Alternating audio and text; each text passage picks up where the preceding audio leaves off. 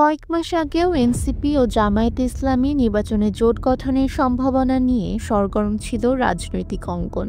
কিন্তু হঠাৎ করেই যেন সেই সম্পর্কে বরফ গলতে না গলতেই জমে গেল নতুন করে। এবার সেই দূরত্বকে আরও স্পষ্ট করলেন এনসিপির শীর্ষ নেতা নাহিদ ইসলাম। রবিবার বিকেলে তার ফেসবুক পোস্ট ঘিরে এখন তীব্র আলোচনায় রাজনৈতিক মহল। বিশ্লেষকরা বলছেন, এই পোস্টের মাধ্যমে এনসিপি ও জামায়াতের মধ্যে থাকা অস্বস্তি যেন এখন প্রকাশ্য রূপ পেল।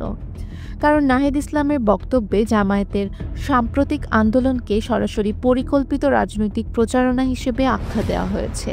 তিনি লিখেছেন, জামায়াত ইসলামী যে আন্দোলন করেছিল তার মূল উদ্দেশ্য ছিল সংস্কার কমিশনের কাজ ব্যাহত করা ও জনগণের উত্থানের পর জাতীয় সংলাপকে বিভ্রান্ত করা। তিনি আরও বলেন, ভোটের প্রমাণভিত্তিক পদ্ধতির মাধ্যমে একটি উচ্চকক্ষ গঠনের ধারণা ছিল মূলত সাংবিধানিক নিরাপত্তার অংশ, কিন্তু জামায়াত এবং তাদের সহযোগীরা সেটিকে বিকৃত করে নিজেদের স্বার্থে ব্যবহার করেছে। নাহিদ ইসলামের ভাষায়, তাদের উদ্দেশ্য কখনো সংস্কার নয়, বরং এটি ছিল কৌশলগত প্রভাব বিস্তার ও রাজনৈতিক ফায়দা নেওয়ার চেষ্টা। তিনি উল্লেখ করেন, জুলাই সনদ ঘোষণার আগে কিংবা পরে জামায়াত ইসলামী কখনো সংস্কার সংলাপে অংশ নেয়নি, কোনো মৌলিক সাংবিধানিক প্রস্তাব দেয়নি, বরং নিজেদের রাজনৈতিক অবস্থান টিকিয়ে রাখতে সংস্কার কমিশনের ভেতর থেকে হস্তক্ষেপ করেছে।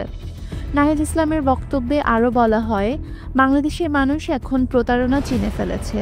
তারা সত্যের পথে জাগ্রত, আর কখনো ভ্রান্ত সংস্কারবাদী ও নৈতিকভাবে দেউলিয়া শক্তির দ্বারা প্রতারিত হবে না।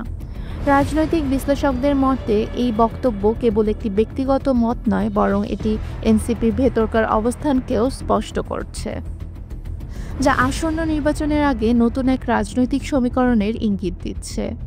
এনসিপি জামায়াত সম্পর্কের এই ঠান্ডা লড়াই নির্বাচনের আগাম বাতাসে এখন নতুন উত্তাপ ছড়াচ্ছে।